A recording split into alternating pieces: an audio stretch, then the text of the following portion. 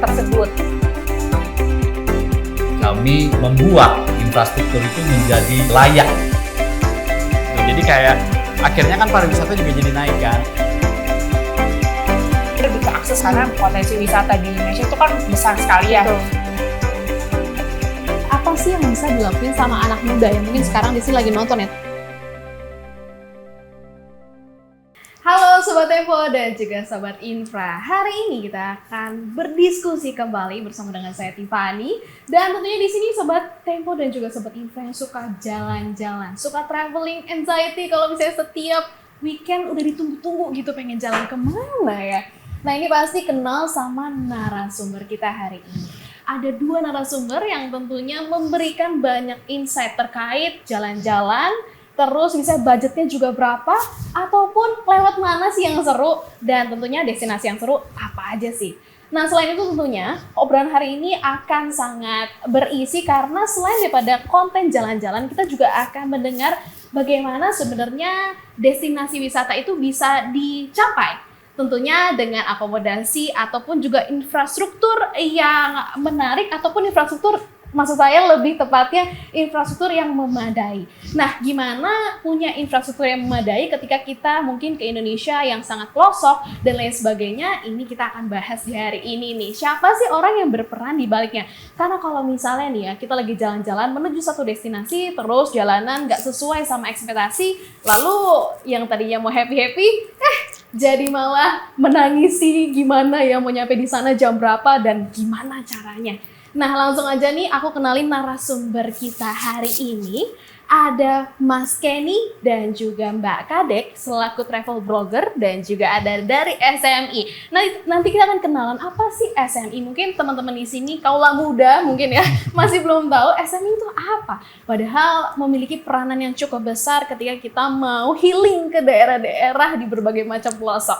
Langsung aja di sini juga ada Mbak Mona. Ibu Ramona ini Harimurti adalah Head of Corporate Secretary dari SMI, dan juga ada Pak Kadek Dian Sutrisna selaku Chief Economist PT SMI. Nah nanti kita ngobrol-ngobrol ya Pak sama Bu. Oke siap. Nah langsung aja nih, aku pengen tanya dulu. Di sini teman-teman yang suka jalan-jalan mungkin sukanya pasti mikirnya pengen ke Bali ya, ataupun ke destinasi wisata yang sering dikasih tahu sama pemerintah ini tuh bagus gitu ya.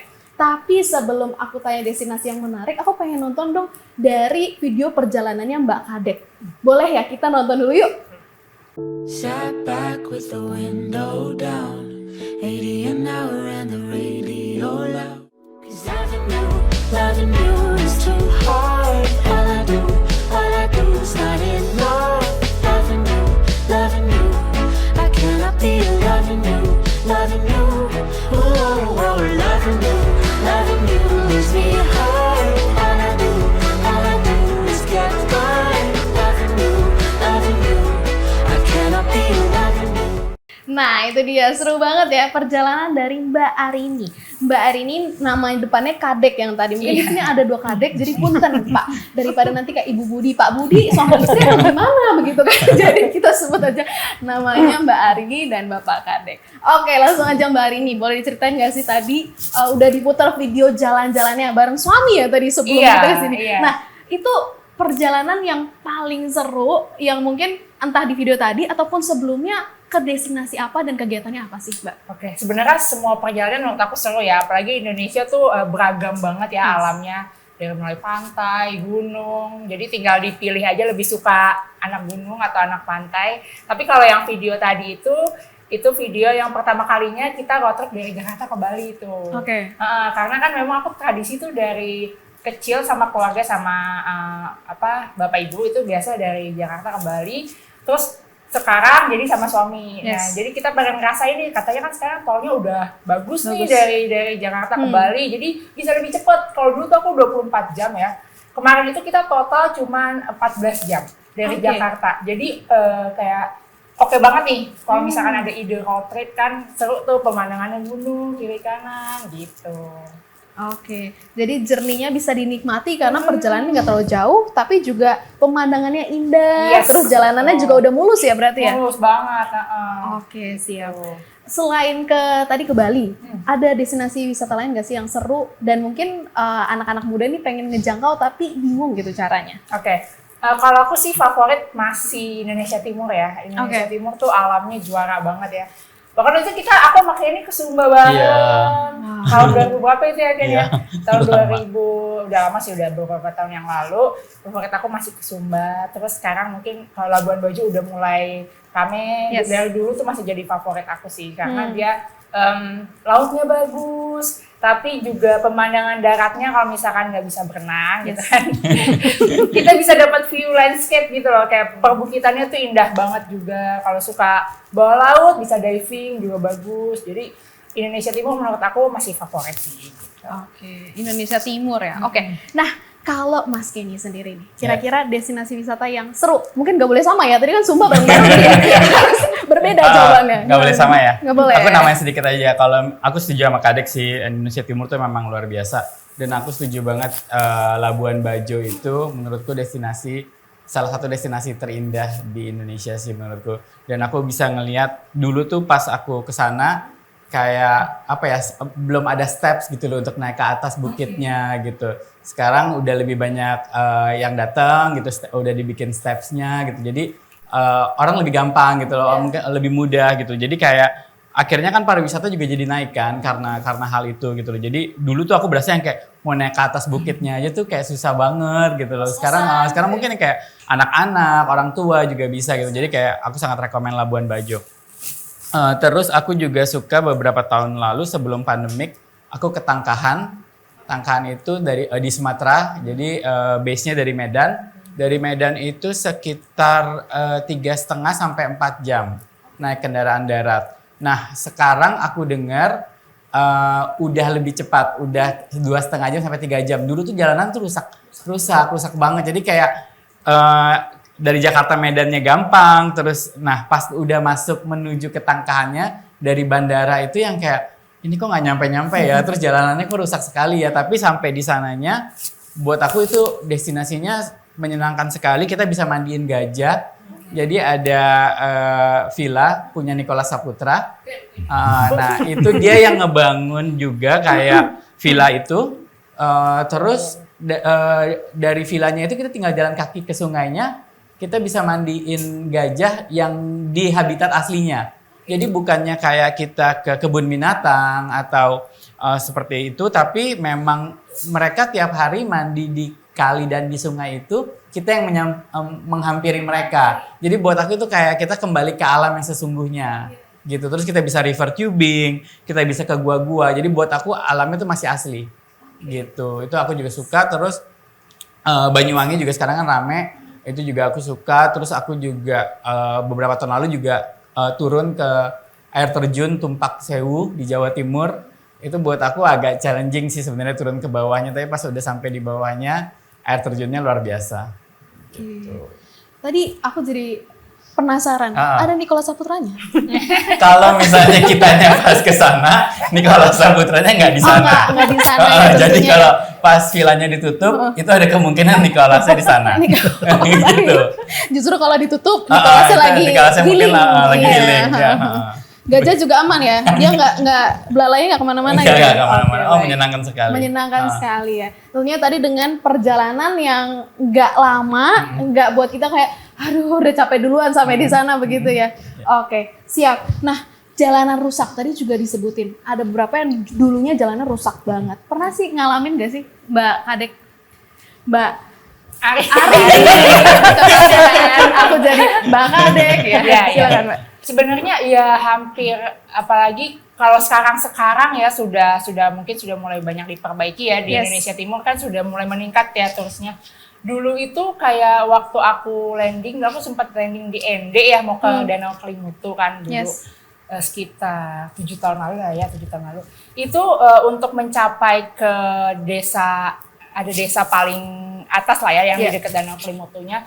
Itu benar-benar lama banget karena kita stuck, ada batu jatuh gitu. Batu dari atas jatuh dan jalannya ketutup. Jadi kita nggak bisa maju, mesti diangkat dulu dan ya tahu kan ya kalau di Indonesia Timur kan untuk ngangkat itu bukan suatu nggak bisa cepat gitu, bisa lama banget. Dan itu jadi perjalanan itu jadi tertunda karena itu gitu. itu salah satunya yang aku ngerasain. Terus apa lagi ya, kayak kalau aku road trip ke Bali pun kan biasanya kalau sebelum ada tol itu kan kita mesti lewat jalan biasa ya, lewat Jawa itu kan jalannya juga tidak bagus ya. Dan selain macet juga, terus selain banyak lampu merah yang bikin lama perjalanan gitu. Jadi sekarang dengan adanya, kalau aku sih sangat kebantu banget nih yang rutin ke Bali dengan adanya si tol itu gitu. Jadinya juga kita kalau misalkan ke Banyuwangi nih, selain naik pesawat juga bisa naik mobil juga, karena kan Banyuwangi sekarang juga lagi naik banget nih pariwisatanya gitu. Menarik. Oke, itu bukan hanya jalanan, tapi ternyata kalaupun misalnya ada yang jatuh kayak batu besar bisa menghambat banget ya. Iya. Dan sulit kalau di sana nggak ada masyarakat lokalnya, bingung masa kita ngangkat sendiri ya batunya gitu. Oke. Nah, dari sini kan kita bisa ngeliat nih, adanya mungkin juga ketimpangan dari akses di jalanan dan lain sebagainya yang mungkin udah dikelola pemerintah, udah terjangkau dan belum terjangkau seperti itu. Menurut Mas Kenny nih, ketimpangan ini tuh kenapa sih terjadi? Mungkin pernah ngobrol sama masyarakat lokal di sana gitu. Gimana? Kalau menurut aku sih mungkin karena kalau yang di pedalaman bukan yang kota besar, mungkin pembangunannya memang kayak belakangan gitu loh kalau aku melihatnya gitu loh, nggak secepat di kota-kota besar. Yang perlu mungkin juga dari sisi populasi juga kan kalau di kota besar lebih banyak, mungkin juga keperluannya lebih mendesak buat dibangun jalan penghubung lah, tol atau apapun infrastruktur. Nah mungkin kalau di pedalaman ini apalagi Indonesia Timur gitu mungkin emang belum sebanyak di kota-kota besar. Nah aku juga sebenarnya juga bingung kenapa gitu loh, mungkin karena memang Indonesia kan negara kepulauan yang sangat besar kan gitu loh, nggak mungkin pembangunannya itu setara gitu, kayak sulit sekali gitu loh. Pasti semua masyarakat maunya pembangunannya setara dan secepat mungkin dan merata gitu loh. Cuma memang pasti ada prioritasnya masing-masing, pemerintahnya dan lain-lain pasti ada pertimbangannya masing-masing. Kenapa ini yang didahulukan, kenapa yang ini jalanannya masih rusak, kenapa yang ini sudah bagus seperti itu. Gitu. Oke. Kalau Mbak Arini ada nggak cerita dari masyarakat? Iya nih, kita juga pengennya kayak gini Mbak. Soalnya misalnya pendapatan kita nih semua dari pariwisata. Dan kita tahu kayak, ya sederhana deh kalau di Bali ada tukang kepang, ya kan?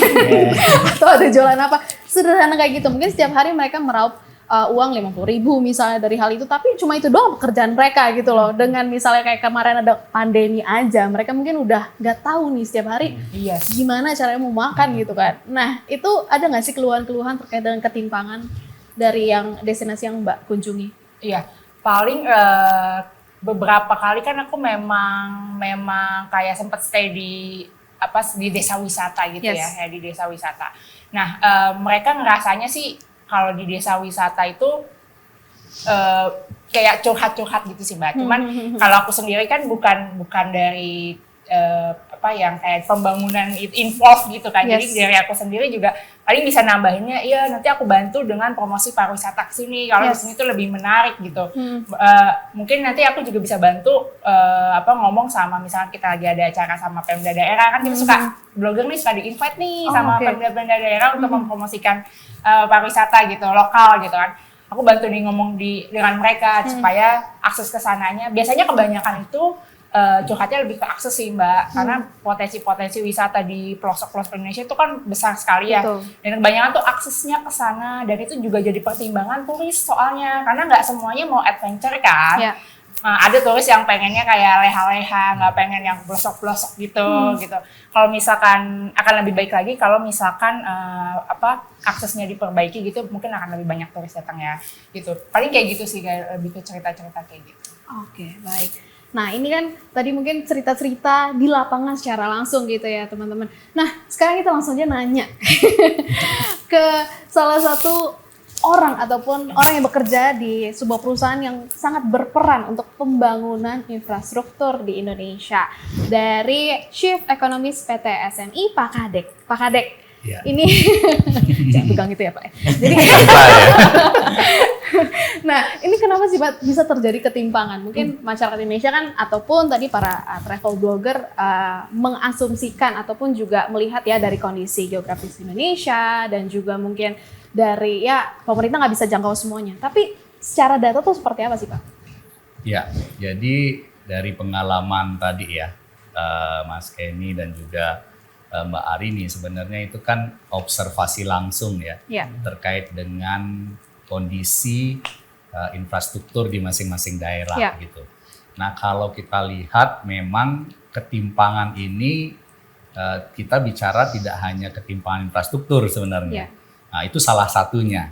Nah secara umumnya adalah ketimpangan kondisi daerah tersebut gitu. Biasanya diukurnya dari pendapatan masing-masing orang atau pendapatan per kapita di masing-masing daerah gitu. Ya. Nah memang masih ada ketimpangan dan salah satu faktor yang menyebabkan adalah ketimpangan kualitas infrastruktur Ya. antar daerah begitu. Karena ini sangat penting sebab infrastruktur ini seperti yang disampaikan tadi oleh Mas Kenny dan Mbak Arini, infrastruktur itu bisa mengkonek ya, menghubungkan gitu satu tempat wisata dengan tempat lainnya, atau misalnya dari satu kawasan industri dengan infrastruktur, misalnya pelabuhan kalau mereka ingin mengekspor gitu ya, hasil-hasil industrinya. Itu memang dari data yang kami punya itu masih ada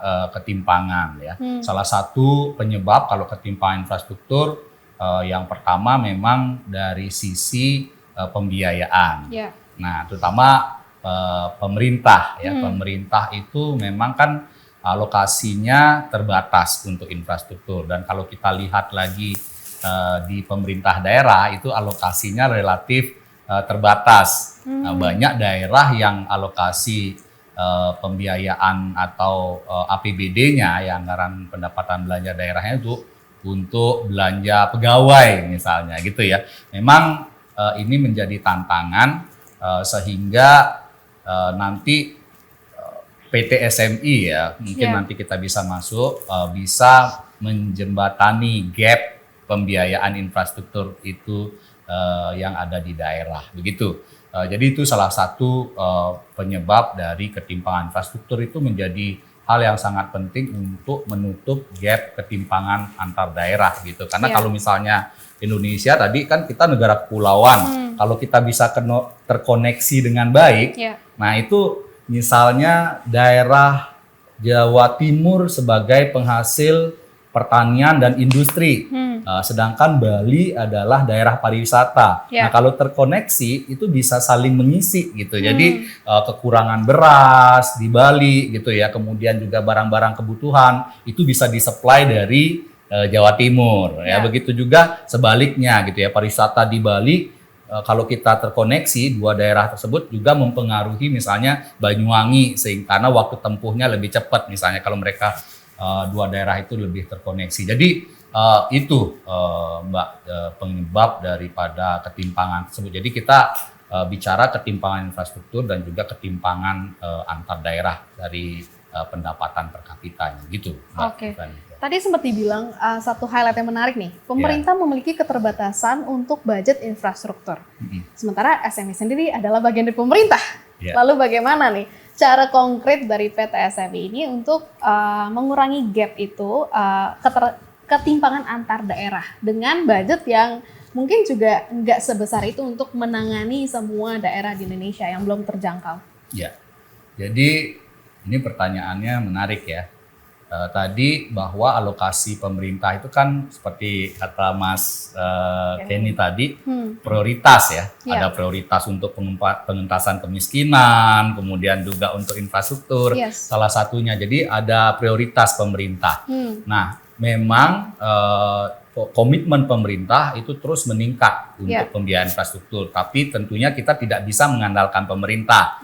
Nah, kita butuh juga pihak swasta gitu ya, untuk membiayai infrastruktur. Nah, PT SMI salah satunya sebagai korporasi yang memiliki mandat untuk membiayai pembangunan infrastruktur di Indonesia gitu ya. Kami juga memberikan pinjaman kepada korporasi dan juga kepada pemerintah daerah berupa pinjaman publik namanya. Jadi selama pandemi, misalnya di tahun 2020 kita tahu semua daerah ya terdampak, hampir semua daerah terdampak karena Mbak KDR ini nggak bisa lagi ke Bali gitu ya, kemudian ke Labuan Bajo, kemudian juga ke tempat lainnya daerah-daerah pariwisata terutama itu mereka pendapatannya menurun drastis. Sehingga kalau pendapatannya menurun berarti kan untuk pembangunan infrastruktur itu bisa tertunda. Nah, SMI masuk di sana untuk memberikan pinjaman sehingga pemerintah daerah itu tetap melanjutkan program pembangunan infrastrukturnya walaupun pada masa pandemi begitu. Nah, jadi supportnya itu adalah dalam bentuk pinjaman yang kemudian digunakan untuk pembangunan infrastruktur. Selain itu juga dengan skema KPBU ya, Public Private Partnership, kita juga menginvite pihak swasta untuk lebih banyak terlibat dalam pembiayaan infrastruktur. Jadi SMI ini dari hulu ke hilir sebenarnya, Mbak. Ya, tidak hanya memberikan pembiayaan dan melakukan investasi untuk pembangunan infrastruktur, tapi juga kami punya pilar yang lain, jasa konsultasi dan pengembangan proyek. Jadi kami membuat infrastruktur itu menjadi layak untuk dibangun atau visible gitu ya. Walaupun misalnya secara komersil itu enggak visible gitu ya. Tapi ada kelayakan lain yang kita pertimbangkan, yaitu kelayakan sosial ekonomi.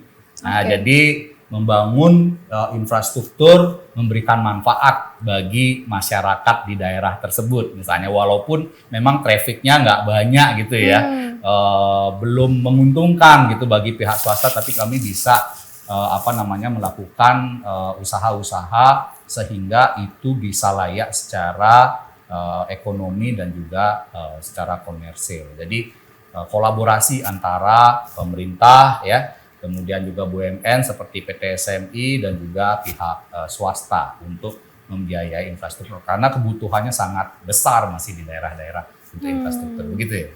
Baik, ini menarik ya. Jadi kalau kita lihat dari sisi ekonomi, mungkin membutuhkan modal nih. Ibarat kita mau buka usaha, harus ada modal dulu. Mungkin Pemdanya harus memiliki pendapatan yang cukup tinggi untuk membangun jembatan atau membangun akomodasi. Tapi di sini PT SMI menimbun atau mensubsidi gitu ya, memberikan uang dulu untuk nih pakai deh untuk pembangunan.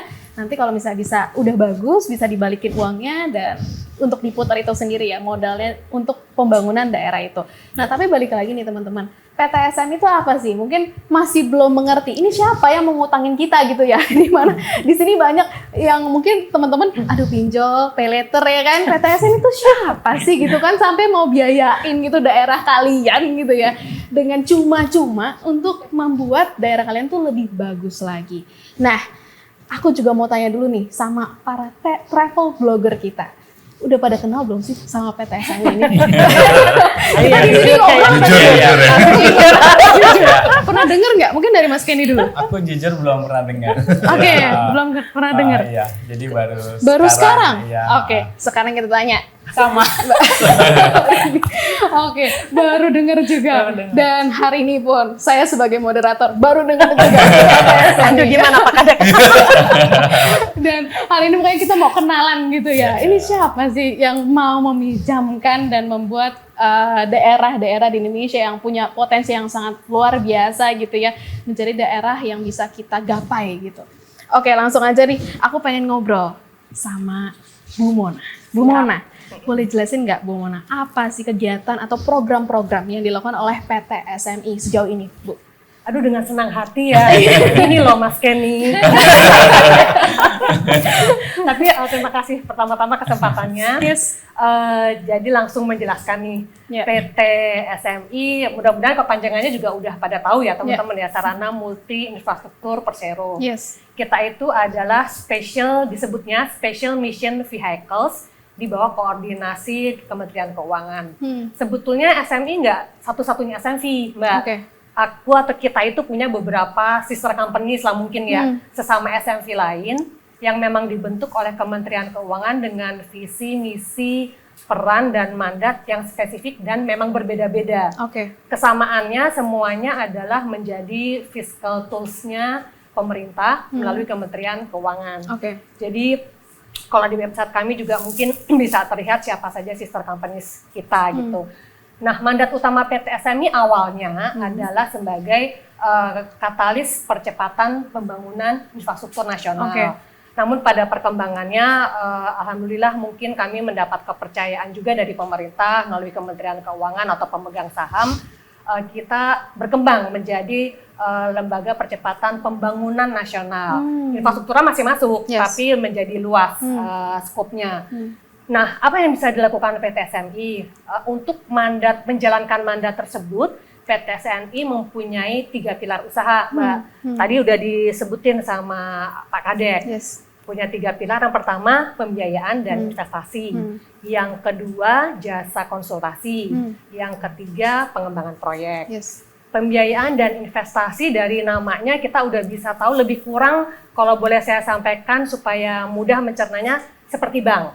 Jadi kita kasih pinjaman kepada pemerintah, swasta maupun pemerintah daerah untuk dapat membiayai pembangunan infrastruktur utamanya di daerah masing-masing atau di area masing-masing.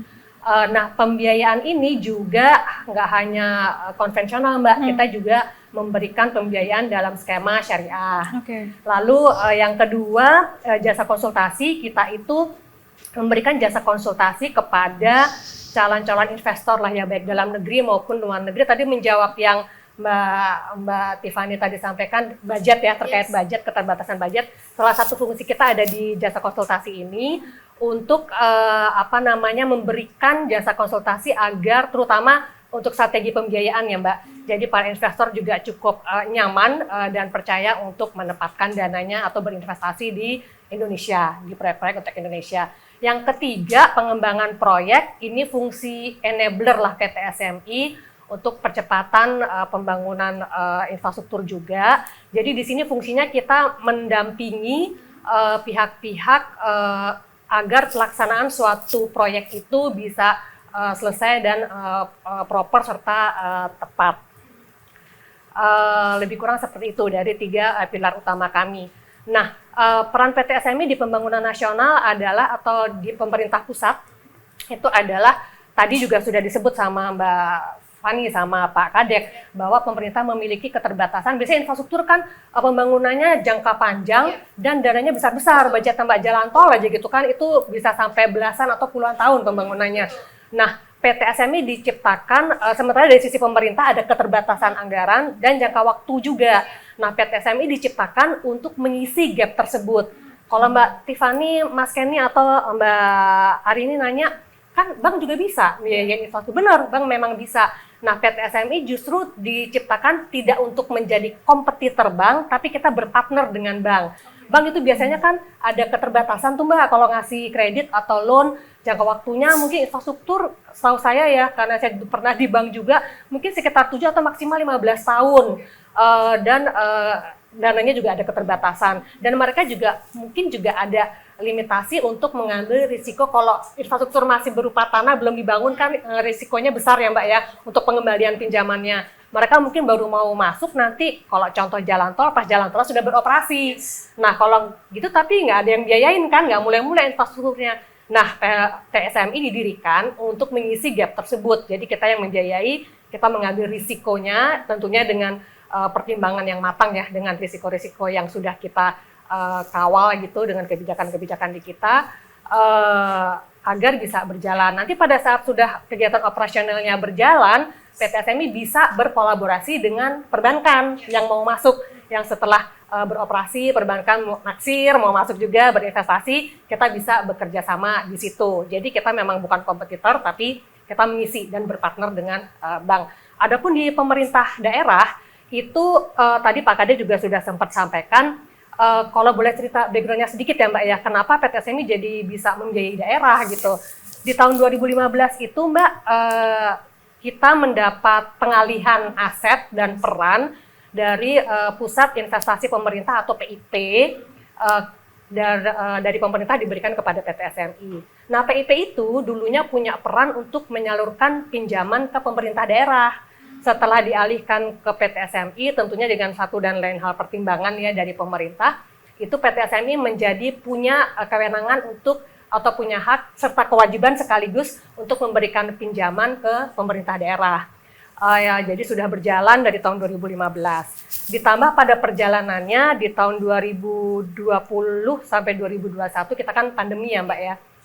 Alhamdulillah dengan kinerja PT SMI yang dianggap baik, kami juga mendapat kepercayaan lagi dari pemerintah melalui Kementerian Keuangan untuk menjadi lembaga penyalur bantuan program pemulihan ekonomi nasional yang juga diberikan ke Pemda gitu. Jadi khusus bicara mengenai pembiayaan Pemda, kita punya 2 pembiayaan Pemda yang reguler yang dari PIP tadi backgroundnya sama yang Pemda. Namun yang Pemda sudah berakhir di 2021. Sedikit tambahan saja informasi untuk yang pinjaman Pemda reguler Mbak, sampai dengan Desember 2022 kita sudah membiayai lebih kurang 23 Pemda dengan total komitmen lebih kurang 5,57 triliun dan total outstanding lebih kurang 3 triliun. Kalau yang Pemda yang disalurkan sampai dengan tahun 2021 hanya untuk periode pandemi itu dengan total komitmen sekitar 37 triliun. Jadi yang khusus untuk Pemda itu sebetulnya jawaban dari pemerintah untuk bagaimana caranya pemerintah daerah tetap dapat berjalan untuk membangun infrastrukturnya di tengah kondisi ekonomi yang melemah. Jadi semacam counter cyclical lah ya dari kondisi yang ada. Mungkin di situ lebih kurangnya peran PT SMI, Mbak.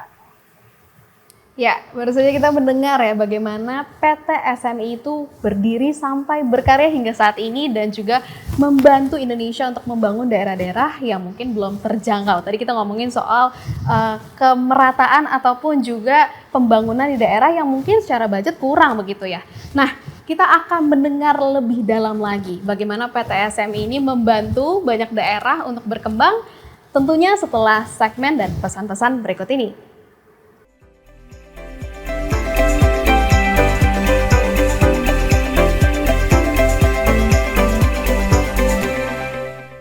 Kemajuan hidup manusia yang ditandai dengan berbagai pembangunan yang masif. Untuk itu, pembangunan berkelanjutan khususnya di sektor infrastruktur menjadi kunci utama dalam menjaga keseimbangan antara pembangunan dan lingkungan. PT Sarana Multi Infrastruktur Persero atau PT SMI sebagai salah satu Special Mission Vehicle senantiasa berinovasi dalam mengakselerasi pembangunan berkelanjutan yang memenuhi berbagai aspek kepedulian terhadap lingkungan dan masa depan.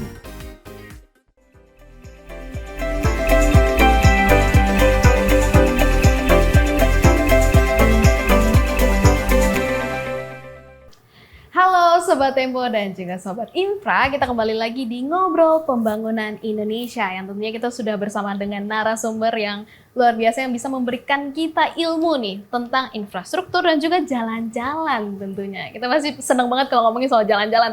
Tapi sebelumnya balik lagi ke PT SMI.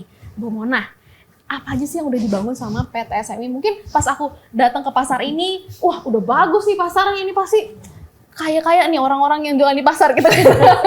Makanya bisa memberikan banyak uang kepada pasarnya untuk membangun lebih lagi. Ternyata ini karyanya PT SMI. Gimana Ibu? Apa aja? Iya, kalau nyebutin seluruh proyek sepertinya saya nggak ingat satu persatu. Tapi beberapa yang mungkin cukup membawa atau mudah-mudahan cukup diingat gitu ya sama teman-teman yang mungkin dengar di daerah yang masing-masing. Kita ada RSUD di Sulawesi Utara, itu Mbak, itu yang informasi yang kami terima memberikan manfaat sosial dan ekonomi yang cukup tinggi bagi masyarakat sekitar, dan juga ada pasar Jerojok di Lombok, dan sebetulnya kita juga banyak berpartisipasi di proyek-proyek strategis nasional atau PSN, Mbak Tiffany. Jadi salah satunya itu di proyek Tol Trans Sumatera. Sedikit balik ke yang tadi saya sampaikan yang menjelaskan PT SMI itu tidak sebagai kompetitornya Bank loh gitu. Nah itu Trans Sumatera itu PT SMI berpartisipasi untuk memberikan pembiayaan dengan jangka waktu sampai dengan 25 tahun Mbak. Jadi itu tenor pembiayaan terlama dan terpanjang yang memang PT SMI berikan, karena itu merupakan salah satu proyek strategis nasional dan yang akan diharapkan membawa kemanfaatan yang sangat besar bagi masyarakat. Mbak, aku boleh tambahin informasi lagi nggak? Boleh buat teman-teman anak muda ini? Boleh banget. Di sini pasti pada penasaran ngomongin soal cuan ya. Kapan lagi dah?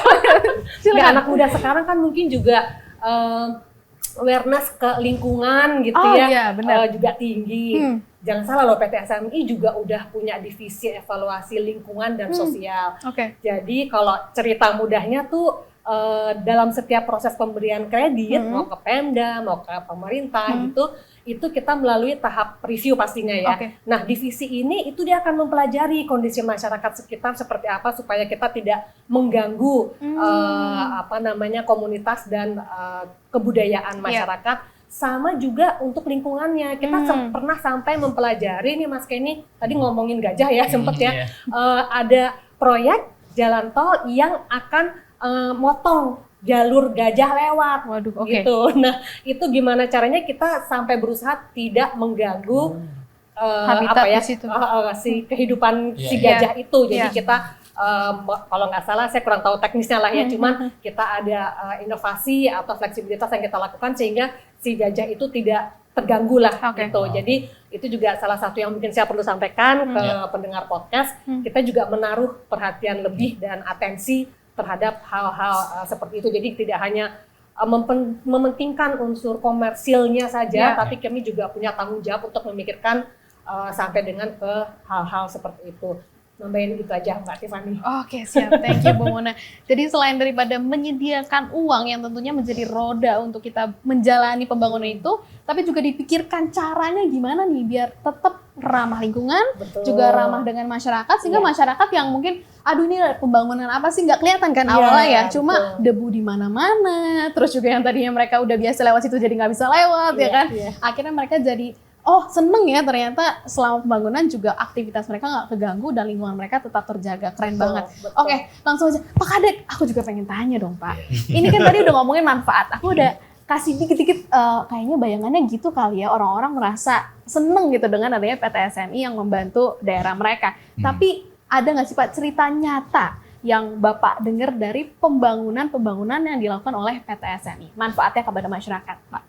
Iya. Jadi menyambung apa yang disampaikan oleh Bu Mona ya, salah satunya itu adalah pembangunan tol Trans Sumatera. Yes. Nah kami memang di divisi riset ekonomi itu sudah menghitung Mbak dampak ekonomi dan sosial dari pembangunan tol Trans Sumatera itu. Jadi kalau misalnya ini terkoneksi dari Lampung sampai Aceh, itu paling tidak bisa mengurangi waktu tempuh. Ya, dengan mengurangi waktu tempuh itu kan nanti akan mengurangi biaya distribusi ya, distribusi barang dan juga kalau mau traveling itu bisa lebih cepat. Nah itu akan mengurangi biaya operasional atau distribusi dari perusahaan atau industri, dan selanjutnya tentunya akan berimplikasi kepada peningkatan productivity ya daripada perusahaan di sana, dan sepanjang jalan tol Trans Sumatera ini akan menerima dampak positifnya gitu ya, karena mereka terhubung satu sama lainnya, karena kita tahu masing-masing daerah di Sumatera ini kan memiliki keunggulan yang beda-beda. Ya misalnya Lampung mereka lebih banyak ke pertanian.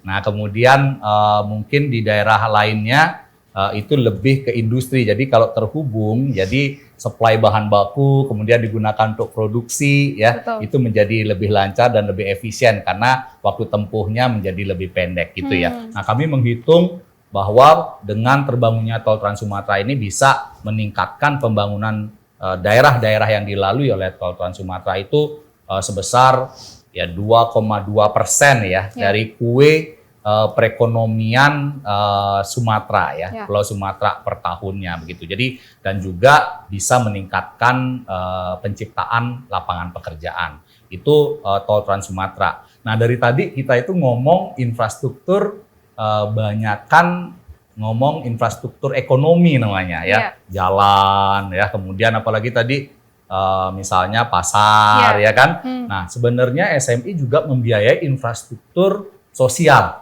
Nah, infrastruktur sosial misalnya rumah sakit, ya, kemudian juga selain rumah sakit juga sekolah, ya gitu ya. Nah, itu adalah infrastruktur sosial. Nah, balik lagi tadi untuk pasar yang seperti disampaikan oleh Bu Mona, kita merenovasi pasar, salah satunya adalah pasar Jelojok di Lombok Tengah. Nah, dulunya itu pasarnya kumuh tuh. di Jelojok Lombok Tengah itu. Nah sekarang sudah direnovasi. Saya baca kemarin mereka mendapatkan award bahwa sebagai pasar yang tersehat gitu ya. Mungkin dari fasilitasnya menjadi lebih baik, kemudian lebih bersih, lebih layak, dan kami juga menghitung impact sosial ekonomi dari pasar tersebut. Nah dari hasil survei kami, langsung survei ke lapangan, kami survei ke pedagangnya, kemudian juga kepada konsumennya, kemudian bagaimana dampaknya kepada daerah sekitar. Nah kami menemukan memang di sana kepuasan konsumen meningkat setelah renovasi pasar tersebut gitu ya. Kemudian juga lebih banyak menampung pedagang untuk masuk ke dalam pasar ya. Yang awalnya mungkin informal, mereka di sekitar pasar atau daerah-daerah yang mungkin lebih membuat tidak nyaman gitu ya untuk transportasi misalnya ya, membuat kemacetan. Nah sekarang lebih banyak yang pedagang-pedagang informal tuh bisa ditampung di dalam pasar tersebut gitu ya. Nah itu merupakan dampak sosial ekonomi yang ditimbulkan dari pembangunan infrastruktur. Tentunya rumah sakit segala macam juga kami menghitung impact-nya, dan ada beberapa rumah sakit yang memberikan dampak positif, misalnya konsumen atau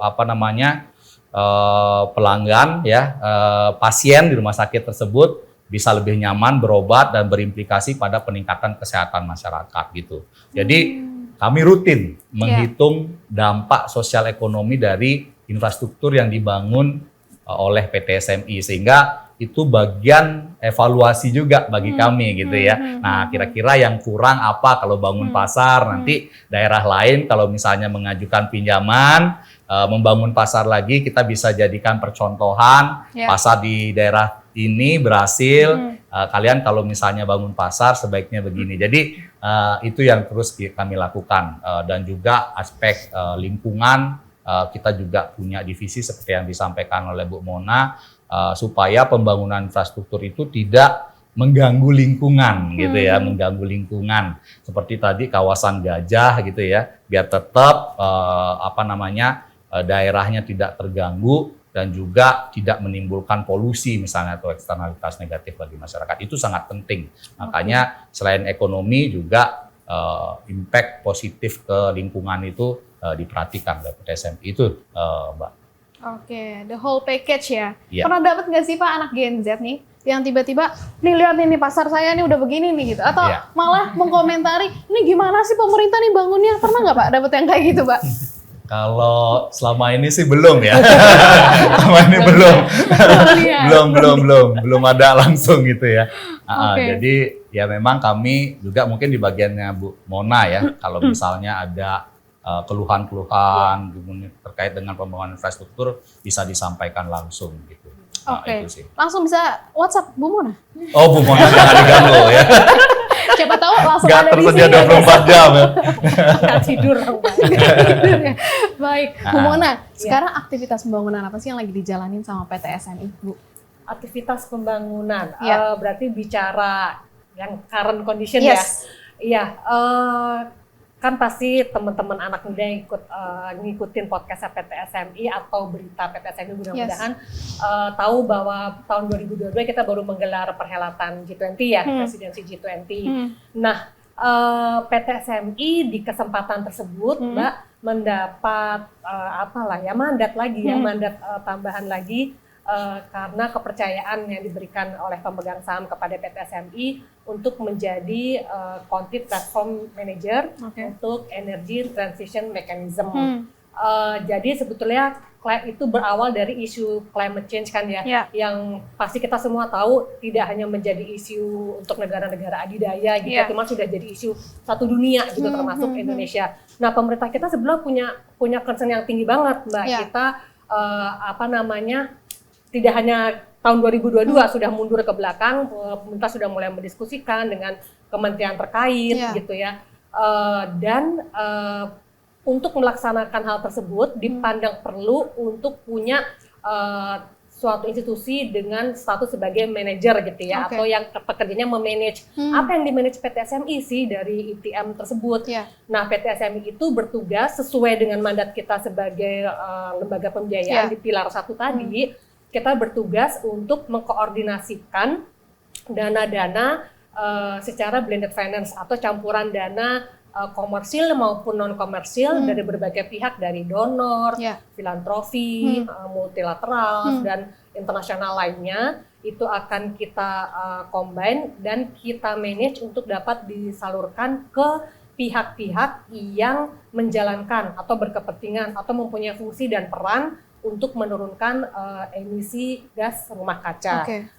Kita mendapat mandat itu secara resmi melalui KMK 275 tahun 2022 yang diselebrasikan penugasannya itu di salah satu kegiatan G20 di Bali di bulan November 2022 yang lalu. Jadi saat ini selain tadi kita bisa membiayai pemerintah daerah, kita juga menaruh concern yang tinggi untuk pembiayaan berkelanjutan. Ya. Tambahan lagi kita juga punya divisi khusus Mbak, divisi pembiayaan berkelanjutan yang menunjukkan komitmen manajemen bahwa PT SMI juga menaruh atensi dan concern yang tinggi ya untuk pembangunan-pembangunan yang memiliki sustainability spirit gitu atau yang berkelanjutan. Dan peran tersebut insya Allah tepat diberikan kepada PT SMI sebagai country platform manager karena menunjukkan lebih kuatnya lagi komitmen kami untuk mendukung pemerintah ya untuk mempercepat pengendalian emisi gas rumah kaca. Itu yang saat ini sedang kami sedang intens lah dilakukan diskusi dengan kementerian, dengan berbagai pihak gitu Mbak.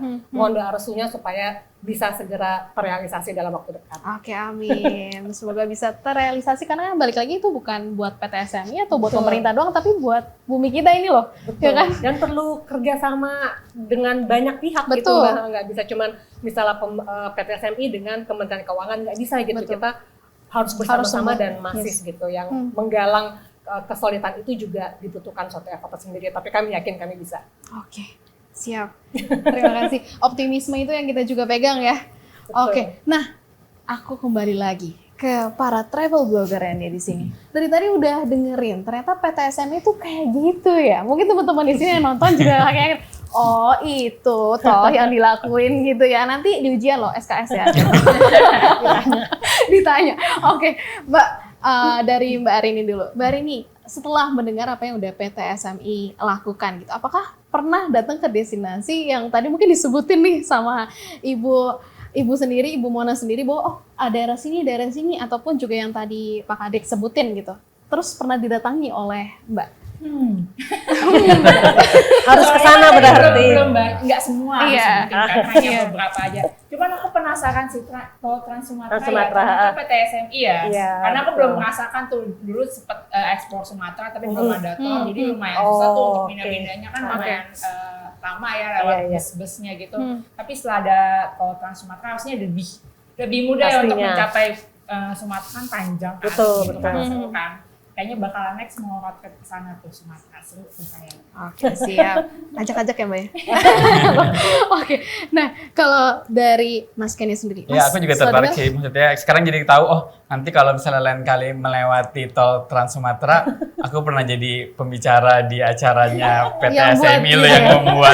yang membantu pembangunan Trans Sumatera gitu. Terus aku juga tertarik tadi Pak Kadek ngomong selain aspek ekonomi juga banyak pembangunan yang ke aspek sosial seperti rumah sakit atau sekolah gitu loh. Mungkin kalau kita sebagai traveler akan biarpun nggak berhubungan langsung, cuma mungkin akan tetap berpengaruh kalau kita ke satu tempat, kalau misalnya amit-amit ada kecelakaan atau sakit atau apa, pasti berpengaruh gitu loh. Kalau misalnya ke satu tempat yang nggak ada rumah sakit atau apa seperti itu, infrastruktur yang nggak ada, akan ngaruh juga ke traveler. Biarpun mungkin kita nggak mau itu kejadian ya, cuma sekarang jadi tahu gitu loh, oh ternyata infrastruktur itu nggak cuma, kalau buat traveler tuh nggak cuma ngaruh ke jalan tol aja, ke perjalanan Trans Sumatera atau apa, tapi juga buat kayak rumah sakit dan lain-lain juga sebenarnya ngaruh juga gitu loh kita sebagai traveler, selain tentunya ke penduduk yang tinggal di tempat tersebut gitu. Oke, jadi sangat berpengaruh ya secara langsung sebenarnya ya, karena kalau daerah sana aja nggak ada akses, nggak ada fasilitas ya gimana kan, susah Betul. juga. Dan Saya mungkin jadi- juga, sorry apa, ya, gimana? kalau misalnya jadi satu tempat ke tempat lainnya juga jalannya juga lebih cepat, konektivitasnya Konektivitas, ya. juga lebih cepat seperti itu. Jadi buat traveler tuh sangat terbantu gitu Iya, kan. betul. Nah, akhirnya yang tadinya kita pikir, Karena itu poin ya, kita iya. sebelum kita menentukan tujuan, kita pasti ngeliat dulu aksesnya gimana nih. Misalnya betul. kayak, Iya. apa nih gitu, belanja susah nggak, beli makanan gimana susah betul. nggak gitu. Iya. Ya, masuk ini kan faktor lah kita. dan itu juga mungkin aku dan Kadek yang freelance gitu juga yang akan menjadi faktor penentu kalau misalnya kita mau extend ke satu tempat. Kalau misalnya udah ada jalan penghubung yang gampang, yang tadinya kita misalnya mau pulang, oh ternyata lu bisa loh ke sini, lebih cepat gitu loh. Oh udah ada jalan tolnya, konektivitasnya udah gampang. Jadinya akhirnya itu kan juga menambah aspek ekonomi ke penduduknya. Kalau misalnya kita tadinya cuma mau berapa hari ke sini, akhirnya kita akan nambah ke daerah lain, akhirnya karena infrastruktur tersebut itu sebenarnya sangat membantu traveler dan penduduknya juga sih. Gitu. Oke, siap. Jadi sangat membantu sekali. Nah, ini tadi ngomongin soal pembangunan nasional yang tadi juga Ibu Mona barusan bilang kalau ini bukan peran satu pihak doang, tapi the whole of us actually. Nah, dari Mbak Arini sendiri, menurut Mbak apa sih yang bisa dilakuin sama anak muda yang mungkin sekarang di sini lagi nonton ya? Tentunya bukan hanya mengetahui PTSMI apa, tapi apa yang bisa kita lakukan untuk membantu dan ikut serta dalam pembangunan nasional ini? Kalau dari Mbak Arini, menurut Mbak apa nih? Oke, karena kita ngomongin tentang Gen Z atau milenial ya, sekarang kan kayaknya sosmed banget ya. Betul. Kayaknya nggak lepas gitu dari handphone ya. Bahkan kita tahu berita-berita pun pasti pertamanya dari sosial media kan, udah bukan maksudnya media utamanya tuh sosial media gitu. Jadi mungkin sebagai generasi muda, dengan kita bisa mendukung pembangunan nasional itu dengan membagikan konten-konten positif nih tentang pembangunan di daerahnya gitu. Karena sekarang itu kan gimana ya, kayak masyarakat bisa jadi jurnalis nih di sosial media. Jadi nggak harus jurnalis gitu, tapi dia juga bisa jadi jurnalis untuk daerahnya sendiri, bisa jadi pahlawan untuk daerahnya sendiri.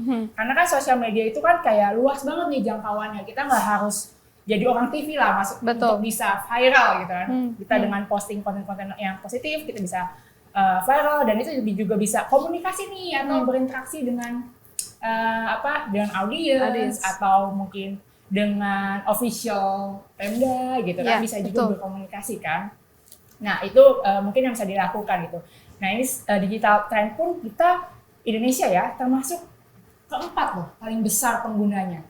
Jadi sebesar 59 juta itu pengguna terbesar di dunia. Jadi pasti percaya lah ya. Soalnya kayak kebanyakan kita ngeliat anak muda sekarang pasti main semua pegang handphone. Semua kayaknya punya ya. Iya, betul. Instagram, TikTok gitu ya. Nah, itu masuk. Terus aku juga pernah cari tahu ternyata waktu rata-rata orang Indonesia mengakses sosial media itu setiap hari 3,5 jam. 3 jam 23 menit. Jadi itu waktu yang sangat panjang ya. Iya, betul banget. Untuk kayak browsing-browsing di internet. Lupa gitu. kerja. Jadi jangan lupa. Iya. Aku lebih Untuk kayaknya. belanja online juga lah ya. Kerjanya Iya betul. Nah mungkin kita selain kita nge-scroll juga, kita bisa juga aktif kan untuk membagikan konten-konten yang positif juga, bonus juga kan oleh followers banyak, gitu kan. Nah itu dia. Jadi memang sebagian besar perhatian orang tuh setiap hari sekarang dihabiskan untuk mengkonsumsi ya dengan sahabat, terlibat dengan sahabat, keluarga, influencer di media sosial. Jadi mungkin kamu bisa jadi influencer untuk daerahmu sendiri gitu. Nah, jadi apa sih sebenarnya sosial media itu? Kalau misalkan aku ngomongin tentang sosial media ya, jadi ya itu conversation channel aja kayak. Jadi buat kita berkomunikasi dengan orang-orang secara online gitu. Next. Nah, sekarang aku mau kasih tips nih Mbak Tiffany. Langsung ke tipsnya ya? Jadi aku diminta, makanya kasih tips dong gimana sih bikin supaya postingannya itu menarik gitu, edukatif gitu kan. Jadi bisa sama-sama menyebarkan konten-konten positif di daerahnya. Kalau misalnya ada pembangunan yang baru bisa disebarkan gitu. Jadi nggak hanya orang daerah aja yang tahu, orang pelosok aja yang tahu, tapi kita di kota-kota besar juga bisa tahu, oh ternyata lagi ada pembangunan loh di Sumatera, sekarang ada tol Trans Sumatera loh. Jadi misalkan yang di Jakarta jadi lebih tertarik untuk bisa visit ke sana kayak gitu. Nah ini mungkin aku bagi beberapa tips aja ya, yang casual aja supaya kayak nggak kaku gitu. Kalau udah kaku, tiba-tiba ingatkan ya. Iya, katanya kan pakai bahasa sehari-hari aja Mbak Kadek. Gitu. Oke, jadi ini beberapa tips yang bisa aku berikan untuk membuat konten di sosial media. Oke, yang pertama itu tentukan tema yang mau diangkat ya. Jadi temanya kan banyak yang mau diangkat, entah itu mau bahas tentang makanan daerah atau kayak tempat wisata, destinasi pantai, gunung gitu, atau misalkan desa wisata juga menarik untuk ditampilkan. Kemudian lengkapi dengan gambar atau video yang mendukung cerita tersebut gitu. Jadi kalau misalkan ada foto atau videonya kan kayak visualnya kayak gini lebih menarik gitu. Dibanding sekarang kayaknya orang visual banget kan. Visual banget benar. Iya, harus ngeliat di foto, videonya harus menarik gitu, harus dibanding kayak hanya tulisan atau berbicara gitu. Sekarang lebih banyak visual gitu. Nah, menguasai aplikasi edit video sekarang di handphone banyak, kayaknya semua sekarang ngedit di handphone deh. Iya, Jadi nggak perlu jadi profesional editor ya yang di laptop gitu, tapi juga kita bisa ngedit di handphone aja gitu. Terus video yang dibuat itu kalau bisa itu menggunakan teknik storytelling gitu. Nah nanti aku akan jelasin lagi yang lebih lanjut kayak gimana sih teknik storytelling yang biasa digunakan oleh para content creator nih untuk bercerita di sosial media. Lalu sebarkan konten storytelling tersebut ke akun-akun media yang sosial yang kamu punya tentunya gitu. Sayang kan kalau udah bikin nggak disebarin gitu. Nah ini yang pertama, jadi tema yang mau diangkat apa? Mungkin momen gitu atau progres bisa juga kan. Misalkan ada kayak pembangunan rumah sakit di sana, jadi bisa diangkat gitu dari awal sampai akhir gitu. Terus kemudian pengalaman juga bisa, pengalaman atau tips and tricks atau edukasi gitu. Nah ini juga menarik nih, kebanyakan sekarang di konten sosial media tuh yang laris nih kayak tips and trick, terus konten-konten edukasi gitu, itu yang lagi banyak diinin masyarakat gitu. Nah kemudian lengkapi juga nih dengan gambar atau video yang mendukung cerita, ambil beberapa footage. Nah satu footage itu nih kalau tips aku ya, gak usah yang panjang banget gitu, supaya kayak jadi lebih baik banyak footage tapi pendek-pendek, tapi angle-nya berbeda gitu. Footage ini video. Kalau rasanya footage itu kayak klip-klip video lah ya. Iya, klip-klip video ya. Nah soalnya kalau misalnya panjang banget itu pasti kan nanti kayak boring ya, kalau cuma satu angle gini aja kayak boring kan. Kayak lebih baik itu banyak footage-nya tapi ngambilnya sedikit-sedikit, tapi beda angle. Misalnya dari depan kah, terus kita mau kelihatanin detailnya kah, tampak lebih luasnya kah gitu, atau point of view kita sebagai konsumen atau sebagai visitor gitu. Gitu kalau tips dari aku. Terus kemudian yang ketiga tuh bisa tentukan nih mau pakai voice over atau background aja gitu. Karena itu termasuk ini kan kalau pakai voice over berarti suara nggak masalah di sana kan. Kalau misalkan mau pakai background aja juga kita harus tentuin lagu yang cocok. Jangan sampai ceritanya mau cerita sedih, lagunya yang gitu. Nggak dapat feel-nya gitu ya, nggak nyambung kan. Nah itu bisa ditentukan. Kemudian aplikasi edit video nih, ini biasanya yang banyak dipakai, ini gratis. Jadi bisa ngedit video di handphone, pakai InShot, pakai VN.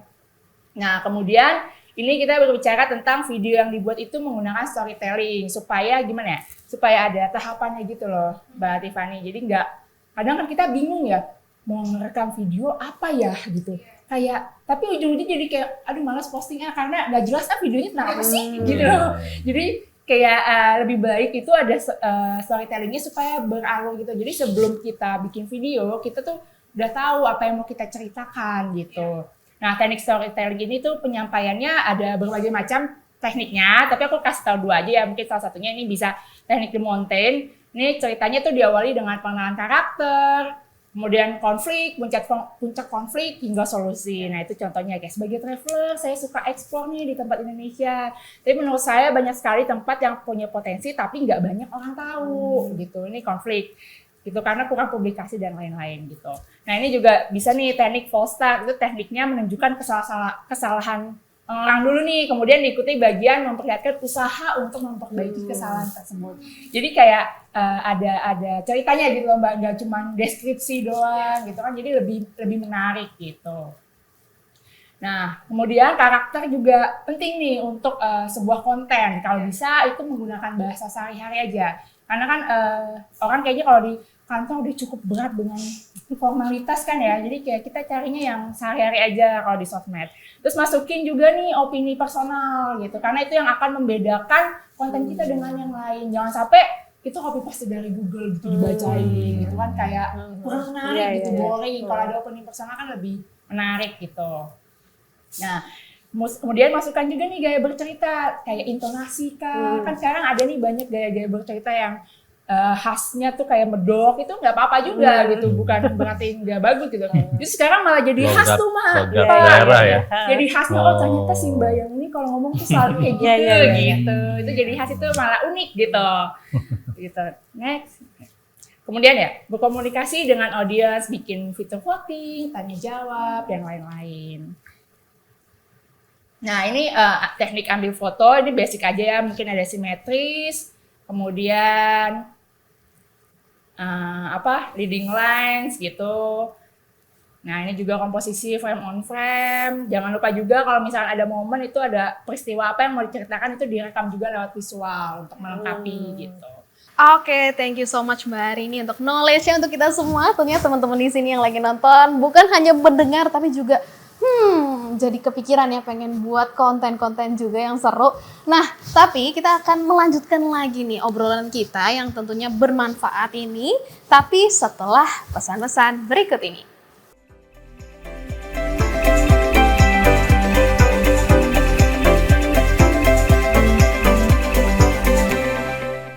Kemajuan hidup manusia yang ditandai dengan berbagai pembangunan yang masif. Untuk itu, pembangunan berkelanjutan khususnya di sektor infrastruktur menjadi kunci utama dalam menjaga keseimbangan antara pembangunan dan lingkungan. PT Sarana Multi Infrastruktur Persero atau PT SMI sebagai salah satu Special Mission Vehicle senantiasa berinovasi dalam mengakselerasi pembangunan berkelanjutan yang memenuhi berbagai aspek kepedulian terhadap lingkungan dan masa depan.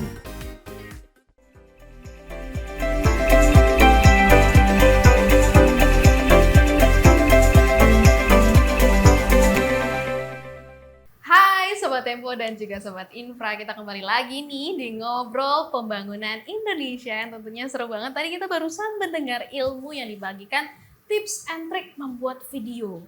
Mungkin dari teman-teman di sini udah sering banget pengen buat video gitu ya.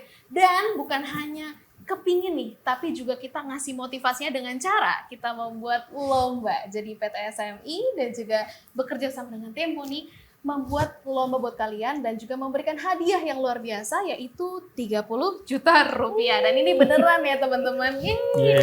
Jadi usaha kalian ini ya untuk membuat video tentunya selain bisa eksis di teman-teman kalian di sekitar, wah keren banget ya bisa buat karya kayak gini, tapi juga siapa tahu bisa menang dan bisa dapetin 30 juta rupiah dengan juga harus tag nih di IG dari PT SMI, yaitu PT SMI_ID, dan juga tag ke Instagram Tempo, yaitu tempo.co.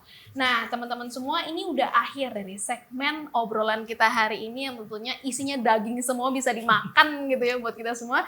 Nah, tapi sebelumnya aku pengen dapat closing statement supaya yang tadi mungkin di tengah-tengah ada ditinggal nyuci dulu, masak dulu ya kan. Denger YouTube tuh sambil ngapa-ngapain biasanya gitu ya. Bisa tahu ini obrolannya tuh intinya apa gitu ya. Mulai dari Pak Kadek dulu ya, dari tadi senyum-senyum gitu. Udah nyiapin nih kayaknya nih. Silakan Pak. Ya, jadi sebagai closing statement dari saya bahwa infrastruktur itu penting ya untuk pembangunan dan juga mengurangi ketimpangan antar daerah gitu ya. Jadi pembangunan infrastruktur itu bukan hanya tanggung jawab pemerintah, tapi semua pihak, baik pihak swasta, ya, kemudian juga BUMN. Tapi yang paling penting juga adalah masyarakat yang merupakan tujuan dari pembangunan infrastruktur itu, ya, supaya bermanfaat ya bagi masyarakat. Dan kaitannya dengan kompetisi tadi, teman-teman nih generasi muda silakan manfaatkan sosial media, kemudian juga buat video yang menarik.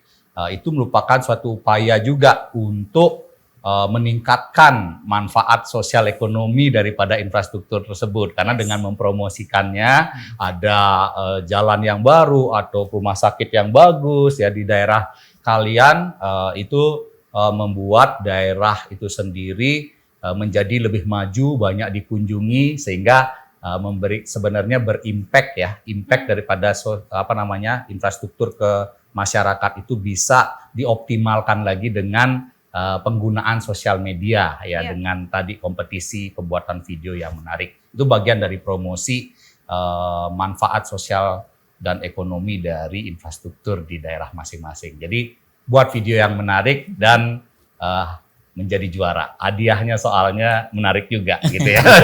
Oke, itu aja dari saya. Thank you Pak Kadek. Mbak, ya. Ya, nanti Pak Kadek juga bisa nanti membacakan gitu ya manfaat-manfaat dari teman-teman semua mungkin yang udah kirimin ke Pak Kadek. Oh ternyata ini ya gitu Ya, kan. Tadi gitu. kan cerita-ceritanya bisa dibagiin sama Pak Kadek juga. Saya jurinya nanti, Mbak. Jurinya. Iya. Serius Pak. Oke, nanti kalau ada salah-salah penjurian udah tahu ya Pak Kadek. Oke, Iya. thank you Pak Kadek. Terima kasih. Berikutnya, Baruni silakan. Oke, kalau aku dengan adanya podcast ini ya, Yes. duduk di sini jadi lebih tahu nih ternyata infrastruktur dan pembangunan di Indonesia itu sangat-sangat berperan penting ya. Yes. Selain untuk sosial ekonomi, tapi juga untuk bagian pariwisata gitu. Betul. Dan kita sebagai khususnya teman-teman generasi muda yang ada di daerah-daerah juga bisa nih turut andil untuk membagikan konten-konten yang positif tentang pembangunan daerahnya gitu. Dengan sosial media tentunya yang sudah aku tadi jelasin. Ayo diterapkan tips and tricksnya untuk bikin video, lanjut bisa diikutin lomba juga dan berhadiah daripada kita cuma scroll-scroll aja gitu kan. Iya. Kita bisa loh jadi pahlawan daerahnya sendiri dan berhadiah pula gitu, bercuan pula. Jadi Betul. ayo semangat bikin videonya. Gitu. Oke, siap. Disemangatin sama Mbak Rini yang sudah 8 tahun ya di Iya. dunia daripada sebagai travel blogger. Siapa tahu bisa jadi penerusnya. Langsung Ibu Mona, gimana Bu? Siap. Anak muda ya, anak muda kan adik-adik berarti ya Yes. nyebutnya. Adik-adik akan jadi future leaders ya. Tidak tahu di bidangnya apa gitu. Ya. Cuman maksud saya mumpung kalian masih muda, ekspresikan diri kalian sesuka kalian di bidang apapun, di hal apapun, pasti akan ada manfaatnya untuk tidak hanya untuk diri sendiri, cuman lebih luas mungkin untuk masyarakat sekitar, kelihatan atau tidak kelihatan gitu. Nah, anak muda juga makanya kita bikin salah satu kegiatan lomba Agilis ini, karena tadi memang anak muda tuh punya potensi besar banget Mbak Fani untuk menjadi penjembatan, tadi mungkin jurnalistik ya Mbak Fani yang bilang atau narasumber lain yang bilang menjadi bridging dari mungkin dari pemerintah daerahnya ke pemerintah pusat dan sebaliknya gitu. Nah, anak muda atau adik-adik yang nonton podcast ini juga tidak hanya bisa mengikuti Agilis, bisa mempelajari PTSM itu sefleksibel apa sih dia, lembaga pembiayaan yang seperti apa gitu. Itu bisa mengikuti website kami dan melihat juga ke Instagramnya PTSMI bagaimana kami bisa berinovasi dan mempunyai inisiatif-inisiatif apa untuk adik-adik bisa pikir lalu wah kalau daerah aku bisa begini dong nih dengan bisa kerjasama dong sama PTSMI, syukur-syukur bisa mengkomunikasikan antara atau menghubungkan antara pemerintah daerahnya dengan PTSMI. Berat banget Mbak, nggak berat juga, tinggal kirim email ke corporate.secretary@ptsmi.co.id. Insya Allah nanti kami akan pelajari, kami akan review dan kami akan memberikan respon. Saya ingin pinjem istilah dari Ibu Menteri Keuangan kita, Ibu Sri Mulyani Indrawati, yang saya sendiri secara pribadi suka dengernya. Jangan pernah lelah mencintai Indonesia. Kalau bukan kita, bukan adik-adik, siapa lagi? Kalau bukan sekarang, kapan lagi? Yes. Oke. Thank you so much Bu Mona. Sama-sama. Oke, nice. Berikutnya, Mas Kenny. Aku tuh dapat banyak banget dari obrolan hari ini 1 jam. Itu aku udah dapat banyak banget soal pentingnya infrastruktur, pembangunan dan lain-lain. Jadi aku pengen ngajak teman-teman gitu dari pembicaraan kita ini udah bisa kebayang gitu. Iya. Apa sih yang di daerah kita, di tempat tinggal kita yang butuh pembangunan, yang butuh perbaikan dan lain-lain, dan itu tuh bisa disalurkan dalam bentuk konten seperti itu. Tadi kan Kadek udah cerita banyak soal cara tutorial bikin video. Menurut aku untuk ikut kompetisi ini, kalau dari aku yang penting juga selain tips-tips dari Kadek itu buat aku penting untuk jujur, terus memberanikan diri untuk sharing gitu. Jadi jangan takut untuk membuat sesuatu yang harus kayak content creator lain, harus udah kayak Instagramer lain atau TikToker atau apa gitu. Bikin sejujur mungkin, berani untuk sharing dan tahu sebenarnya nanti hadiahnya itu sebenarnya bonus. Kalau misalnya dilihat oleh PT SMI, oh memang realnya ini di tempat itu memang butuh pembangunan. Nanti kalau daerah kalian dibangun, tempat tinggal kalian dibangun, itu hadiah yang sebenarnya gitu loh. Jadi hadiah dalam bentuk uang itu adalah bonus gitu loh kalau realnya menang atau apa. Tapi buat aku dan kalian yang bikin reel itu nanti kalau misalnya dibangun oleh pemerintah, oleh PT SMI, itu adalah hadiah yang sebenarnya. Oke. Nice. Sebuah poin yang sangat menarik, cocok untuk menutup closing statement dari semua narasumber di sini, kejujuran. Jadi teman-teman di sini sebagai citizen journalism, kalau mungkin di TV ngomongnya gitu ya, di mana kalian teman-teman semua yang udah pegang Instagram itu bisa jadi jurnalis, tapi di jalanan pokoknya apapun yang kalian lihat nih, oh ini bisa nih menarik gitu ya. Nah kejujuran kalian itu bisa berdampak atau bermanfaat banget, siapa tahu dilihat langsung sama teman-teman PT SMI langsung, oh daerah ini nih penting banget untuk dijadikan prioritas. Kita bisa approach juga mungkin dari pemimpin daerahnya dan diberikan juga pinjaman gitu untuk membangun daerah kalian. Jadi jangan hanya mungkin memberikan yang bagus-bagus begitu ya, tapi yang jelek-jeleknya juga boleh banget. Karena dari situ mulai pembangunan adanya kejujuran dan juga transparansi itu sendiri. Oke, nice banget teman-teman semua. Nah, jangan lupa ya, hari ini ngopi kita hari ini nih, ngobrol pembangunan Indonesia hari ini tentunya seru banget dan tentunya bukan berakhir di hari ini. Dan terima kasih untuk para narasumber yang sudah hadir dan juga membagikan gitu ya banyak hal untuk kita semua teman-teman muda di sini yang menonton podcast hari ini. Dan tentunya saya tadi sedikit merangkum bahwa pembangunan infrastruktur ini bisa mempermudah distribusi. Dan bukan hanya dari sisi pembangunan jalan, tapi juga untuk sustainability, yaitu keberlangsungan dari hidup atau bumi kita mendatang. Jadi gak hanya tentang bangun jembatan gitu ya, tapi juga energi pun tadi dibahas oleh Ibu Mona dan juga Pak Kadek. Dan juga teman-teman semua jangan hanya menunggu yang namanya perubahan atau transformasi. Kita semua di sini bisa ikut berkontribusi. Saya Tiffany pamit undur diri, sampai jumpa di podcast selanjutnya. Dah.